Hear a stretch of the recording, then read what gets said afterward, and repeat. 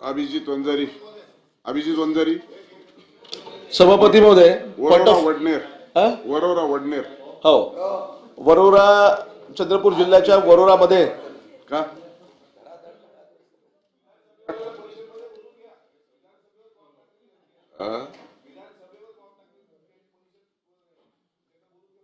त्याच्यामुळे परिषदचं काम आपण चालू देऊ.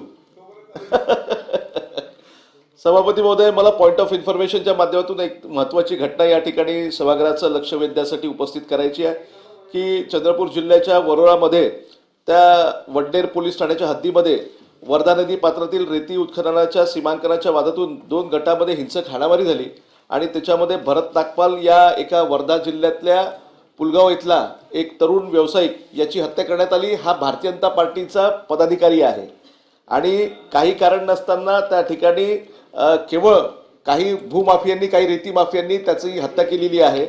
काही आरोपींना अटक सुद्धा करण्यात आलेली आहे, परंतु ही घटना काही साधारण घटना नाही. अशा पद्धतीच्या अनेक घटना आपल्या राज्यामध्ये सातत्याने होत असतात. वाळू माफियांचा एक वेगळ्या पद्धतीचा त्या ठिकाणी दहशत या संपूर्ण राज्यामध्ये वेगवेगळ्या जिल्ह्यामध्ये पाहायला मिळते. या घटनेच्या निषेधार्थ नागपूरमध्ये आणि या संपूर्ण 5ही जिल्ह्यांमध्ये अनेक तालुक्यांमध्ये, अनेक शहरांमध्ये पंजाब बिरादरी समितीच्या वतीनं त्या ठिकाणी मोर्चे काढण्यात आले, निदर्शनं काढण्यात आले, कॅन्डल मार्च काढण्यात आले.